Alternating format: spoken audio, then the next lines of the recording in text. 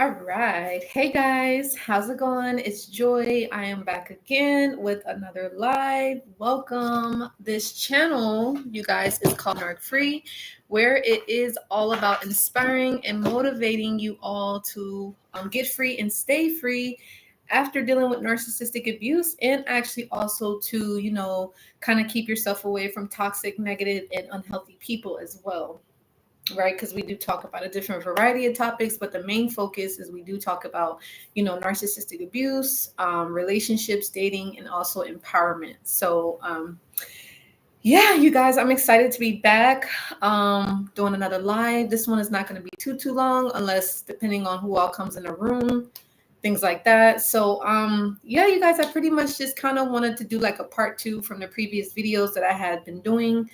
And I just kind of wanted to go over the malignant narcissists.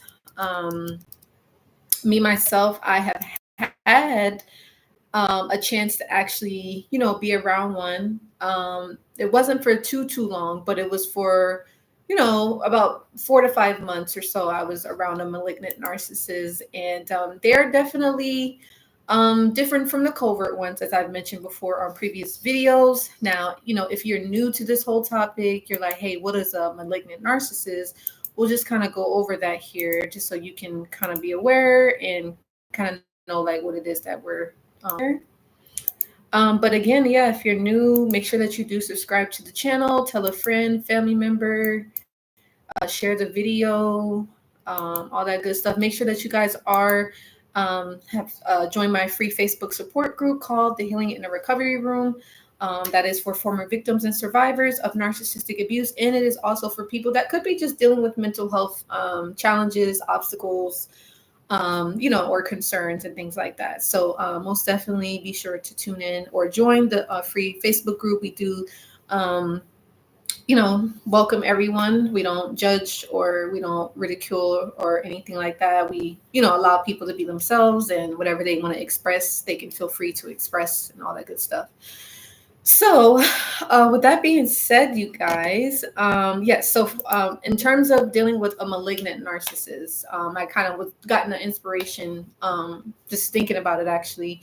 So, yeah, basically, the malignant narcissist or narcissism, it says, is a psychological disorder in which a person has an inflated sense of self-worth, a need for admiration, and a disregard for others. They experience paranoia, feeling threatened or persecuted without proof, and are aggressive, manipulative, and abusive without remorse. So that's a malignant narc.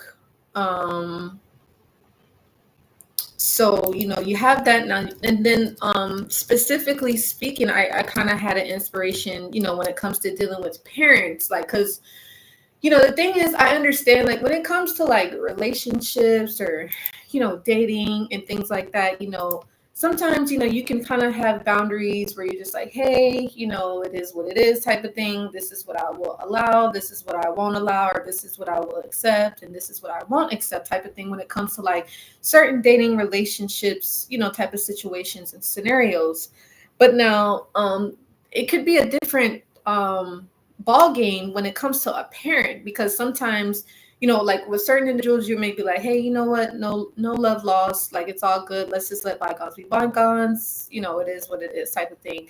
But when it comes to a parent, it's not so easy to be able to do that, because it's your parent. You grew up with your parent, they raised you, they took care of you, so you feel a sense of like obligation. You feel kind of feeling like, you have to be around them, or you have to be in contact with them, or sometimes you may feel a little guilt, or you could feel fearful, or you could feel kind of just unsure about things, or just kind of shocked or surprised.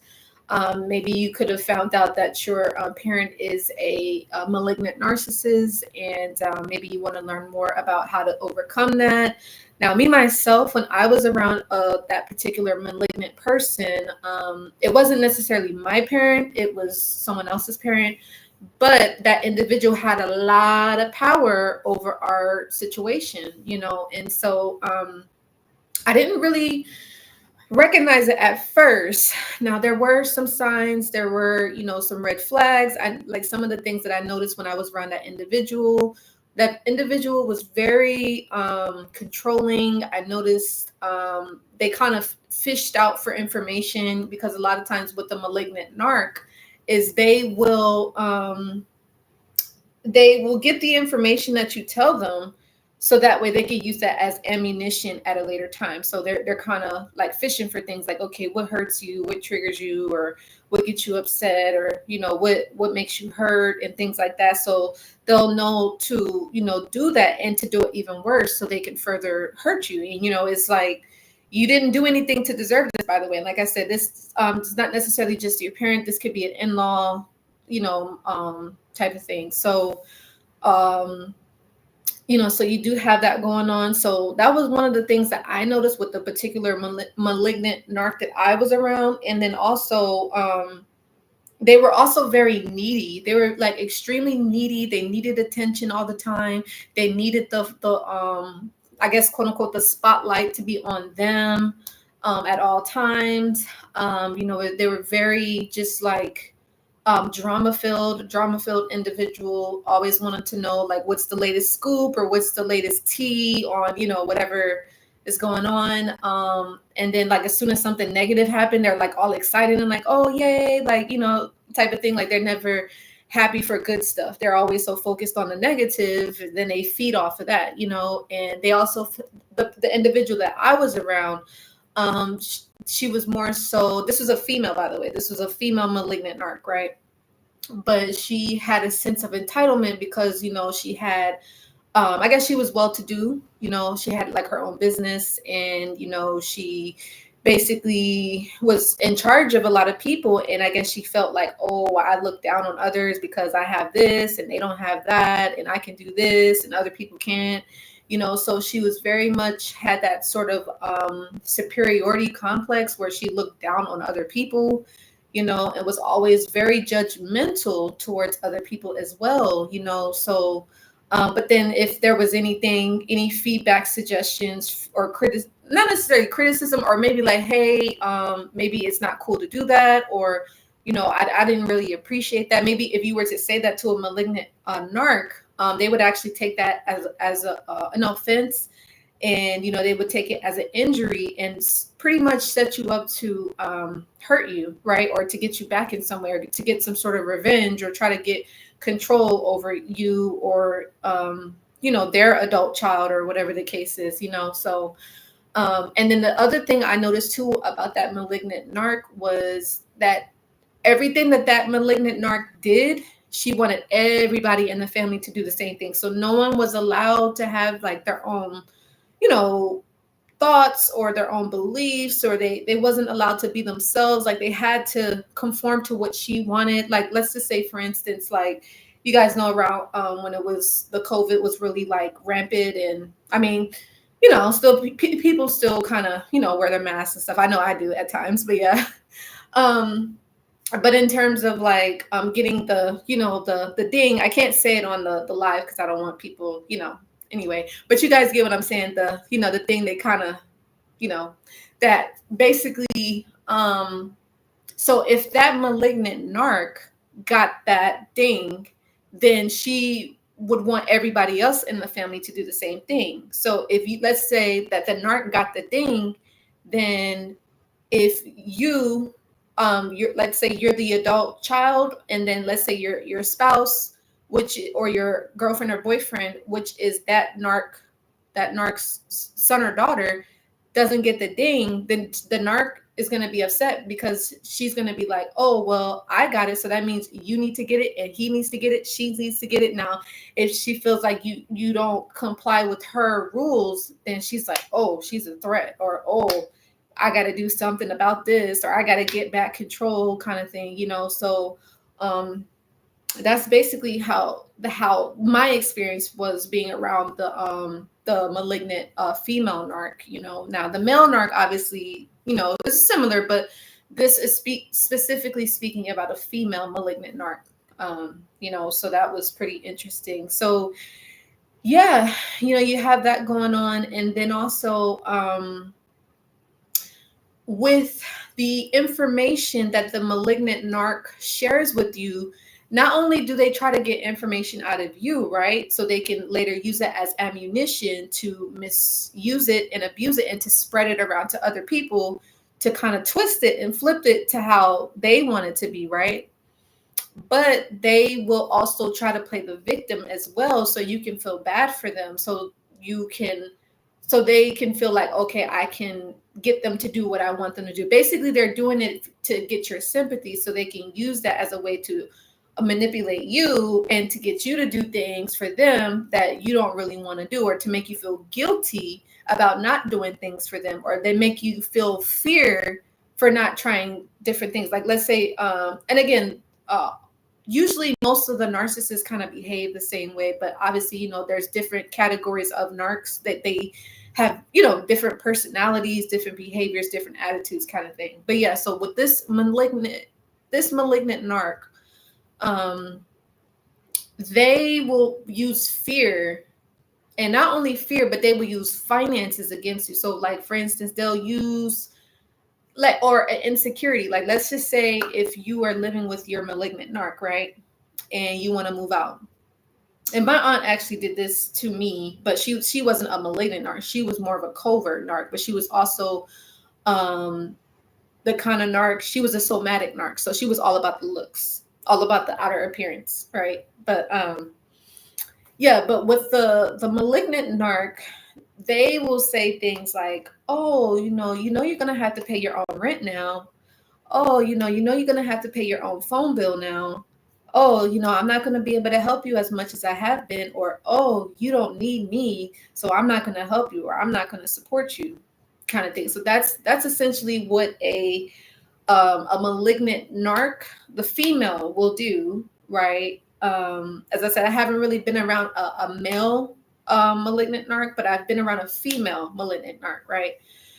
So, you do have that. And then another thing for me, when it came to me dealing with the malignant narc, was my body was telling me like, hey, it was kind of giving me like a warning. And like, for instance, like my chest would feel kind of tight. My stomach would kind of be tight, getting like that.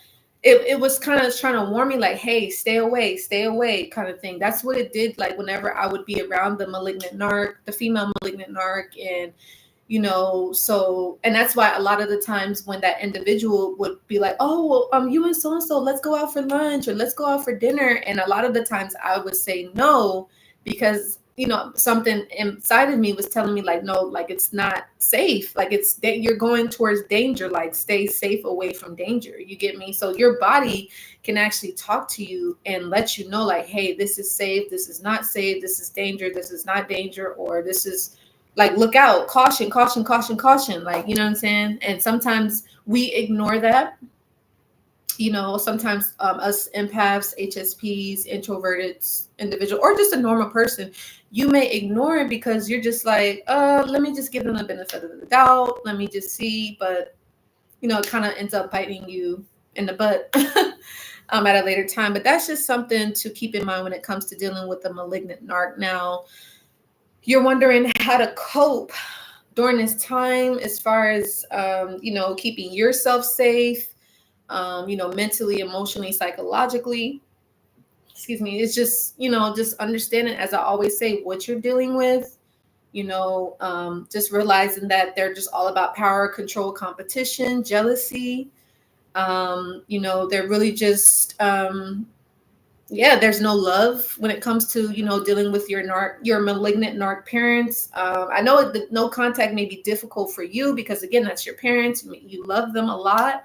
Like I said, you may feel a lot of fear, guilt, and obligation to these individuals, but, you kind of have to remember like, hey, what's the best thing for you to do? You know what I'm saying? Like, because the thing is the malignant narc will always want you to do things to please them and do things to make them happy. But at the end of the day, nothing can really make them happy. So essentially, you're kind of wasting your time trying to please them when they cannot be pleased. But in the end, you kind of end up sacrificing your own happiness. You end up sacrificing your own life to live for the malignant narc. Now, don't get me wrong. Disclaimer, you guys. I'm not saying to go no contact with your parents. Like, if you feel like you want to have contact with your parents, if they're a narc or not, that's up to you. Again, as I always say, I never tell anybody what to do on this channel, right? But you just want to keep in mind, when it's a malignant narc parent, it's different than a regular parent. So they're not going to be, they don't care about you, you guys. You got to like keep this in mind. They don't care about you. They want to control you. They want to manipulate you. They really want to destroy you. At the end of the day, they really want to ruin your life. They feel, a lot of them, although they can be successful in many ways in different areas in our life, they're really unhappy people. They're very unhappy. They don't feel happiness at all. If they feel like they do feel happiness, it's only because maybe they made somebody else upset, or they're doing someone else dirty, or they're just being mischievous or manipulative or condescending to someone, or they betrayed someone in some way. So, you just want to keep that in mind. You know what I mean? But yeah, so that's something, and this is not to scare you. Like I said, not all parents are like this, but there are people that are raised by these individuals, and this can really affect them, right, and their own personality, especially when they go out there in the world and they're trying to meet and date other people and get to know individuals, and this is something that is affecting them. It's affecting like how they view people, how they like their perception, and just their perspective of the whole, situation. So yeah, you guys, I hope that made sense. And like I said, more on coping with no contact. Just understand, like, yeah, you're going to feel sad. Yeah, you might, cry. You may be angry. You may be upset. You may be shocked, confused, and you may be lost. You might feel like, oh my God, my whole life was a lie. Like, you could feel tricked, and maybe you might feel like, oh my God, how could I be so silly?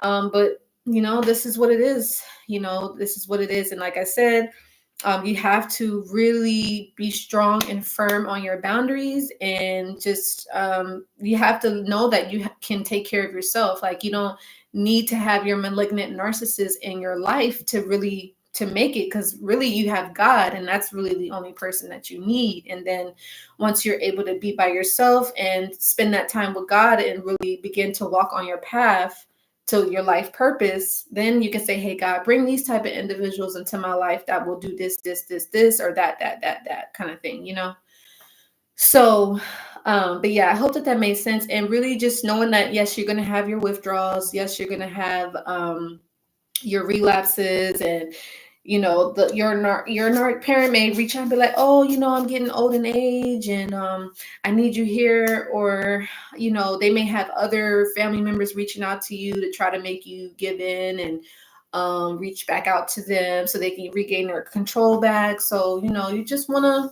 sometimes you may just have to ignore. You may have to just not respond, or maybe you might have to change your number or something, or relocate, or just really, really, really know, like, okay, I know that my parent doesn't have my best interest, and that could be devastating. That is truly devastating. Like, I know me personally, like when I found out that my aunt really didn't care about me, I mean, I was devastated. I was, because I was just like, well, I was living with you for 5 years, and so what was this all about? Like, you get what I'm saying? So it's hurtful. It's hard to like heal through that. It's hard to cope. It's hard to trust. It's hard to go back out there in the world and be normal like people, you know what I'm saying? Because you feel betrayed by the people that was closest to you. So that's just, as I always say, it just takes, going through the inner healing and the recovery, and, doing those things, like I said, just whether it's journaling, therapy, counseling, reading, writing, what else, like just doing different things and activities that's going to help you to move and work, like I said, on your triggers, your emotional baggage, or your insecurities, or your addictions, trauma bonds, and like, trying to figure out, okay, like, how do I stop doing this? How do I behave in a different way? How can I move past this? What's holding me back? Whatever that is for you. Let's say it's I don't know, an addiction to something or somebody or whatever, or it's like your picker, like, like as far as like who you choose for dating and relationships or friendships, like who you choose to be friends. Like, are you choosing people that are not really your friends, people that talk down on you? Like, are you okay with that?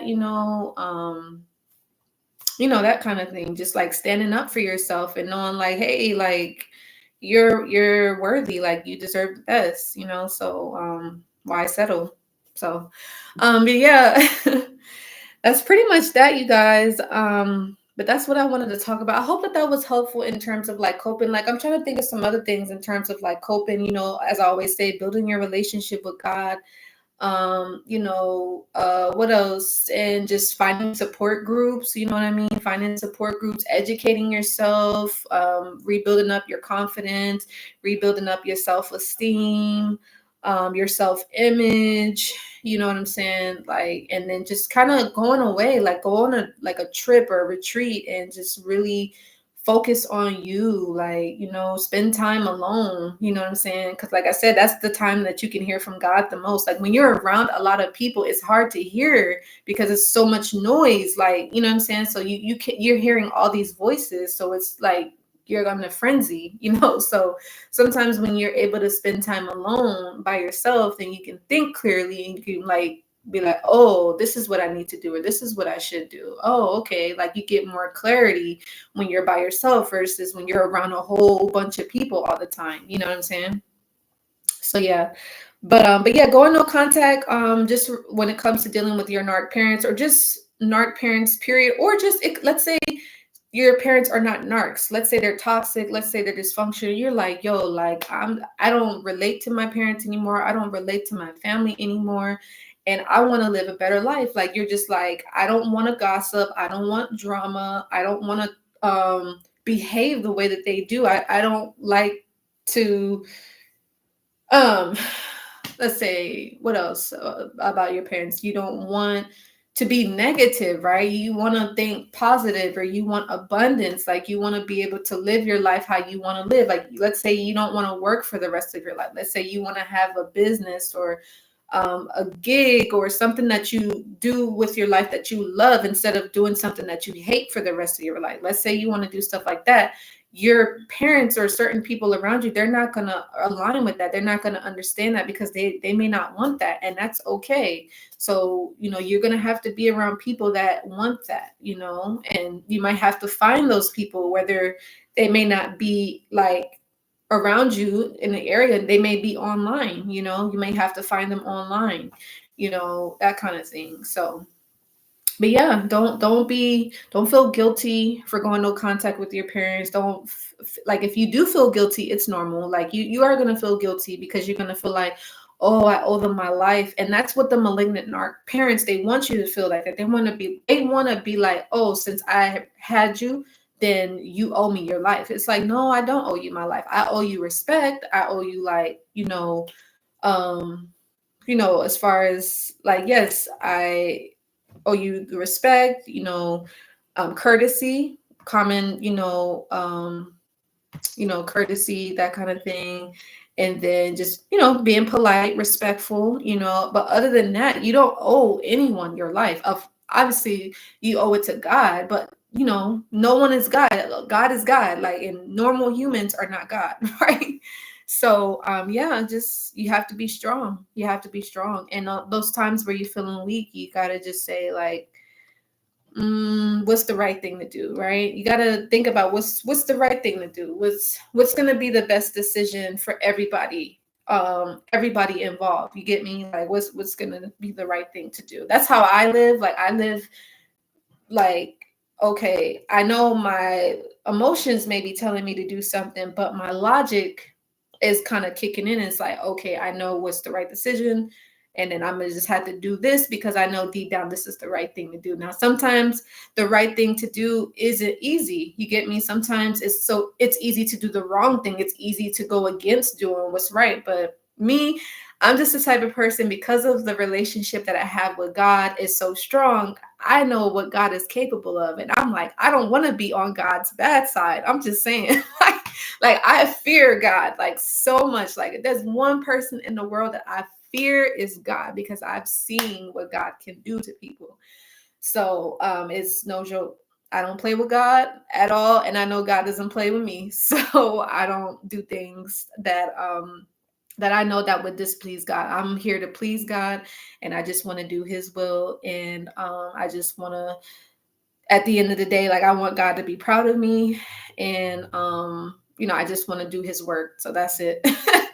But anyways, you guys, I hope that this made sense. I would love to know what was you guys' takeaway. But the other thing I did want to go over is in terms of moving past fears, especially when it comes to like healing recovery. And I do want to do like a part 2 to this as well, because this is a big thing. Because I got to be honest, you guys, dealing with fear is a big thing in life, and I know I've definitely had this challenge myself. And the good thing is I was able to push past my fears, mainly because of the relationship that I have with God. Because sometimes what they say, fear doesn't come from God, right? Fear comes from outside of us, right? So it's like sometimes your ego can play tricks on you, right? So your ego can like build up a whole situation, a whole story, a scenario, which can make you feel fear. But God does not bring in fear. God is all about what? Faith and hope, love, peace, abundance, prosperity, right? That's what God is about.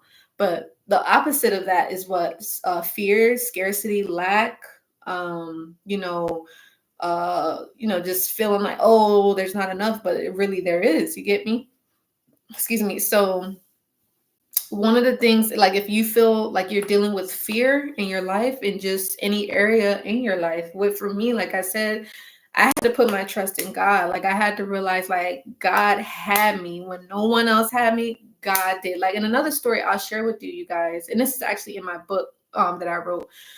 But I talk about one of the biggest things, and how I like this was like one of the beginning steps of me having a relationship with God. So this was a point in my life where I was in California, and I was going through a rough time, and I had a decision. Sorry about that. I noticed like I be touching my nose in my videos, y'all. My bad. But it seemed like my nose don't be bothering me until I start making the video, and I'm like, what is that all about? But yeah. So anyways, so I was dealing with a rough time, or going through a rough time, and I had one good friend to this day. She's still my friend to this day. She's such a sweetheart. But she see me at my lowest, and she was like, wow, Joy, like I cannot believe you went through that, but I'm very happy that you overcame that. And she was like, you are so strong. And I was like, dude, I know, like I didn't even know that I could do that, but it was like I was scared. But I will tell you this, that during that period of time, it was only me, and I was like in my car at the time. Where this was like when I was in the process of like moving into my apartment, and I will never forget this. I was doing like my usual routine, and I had like a breakdown, and I was just like, I just started crying in my car, and I was like, God, like what are you doing? Like why am I going through this? And I just was like, just bawling out, just like, God, like what's up? And the next morning, I had a lady that she said that she was asking me like what was going on, like was I okay, and if I needed anything. And I was telling her like, no, like I'm okay. She was like, are you sure? And I was kind of like, well, if you want to, help out, that's fine. And so she ended up giving me some funds, which was really sweet. She never seen me, I never met her. And when I had saw her, I said to myself, I said, that's God. Like that God sent an angel to let me know like it's gonna be okay. Now, you guys, there was literally no one else around. Like I said, I had my friend girl, but she was in like another city. She was doing her own thing. So I she had her own life. So it was just literally me by myself, and I had God with me. So that's why my faith is in God, and I will always be like this, because I realize that God will never leave me and He will never forsake me. And that's why I really love Him so much, because he's just the best. He's very he's just amazing. And like my love for Him and His love for me, it just is like, it's incredible. I've never had that type of love from anyone. And I think that's how I really learned how to love myself, because I realized the love that God has for me, I have that same love for myself. You know what I mean? So that has always been why I'm so loyal to God. And I would never turn my back on God, because God has never turned his back on me. And I can only just be grateful. So yeah. So anyways, you guys, but yes, in terms of, and I guess I'm saying all that to say, like, how I was able to move past the fear. I just kept my faith in God. Like, I just said, I'm going to make it through this. I'm going to get through this no matter what I got to do. And yeah, I just stay strong in that. And I'm just making this video to know, if you're dealing with malignant narcs, or just you're feeling fear in your life, period, just know, if you just keep going, it's going to be okay, right? You keep going. And as long as you're doing right, you know what I'm saying? If you're doing right, you have pure intentions, pure heart, you know what I'm saying? You're honest. Hey, God is watching. God is watching. So God sees everything, you know? And another thing to move past fears is understanding, like, fear is false evidence appearing real, you know? And like I said, sometimes you have to calm your mind down. I noticed, like, sometimes when I would feel the fear come up, I'm like, okay, all right. I used to say to myself, all right, God, like, help me to have a cool and a quiet and a calm mind. Or I'll be like, okay, it's going to be all right. Like, I'm going to have a good day. Everything is good. Like, you know what I'm saying? Like, I would talk to myself like that, so I would know, like, it's all good. You get me? So sometimes you may have to do that, you know. And just understand that, like I said, God doesn't give you fear. God gives you peace, right? God gives you love, joy, happiness, you know.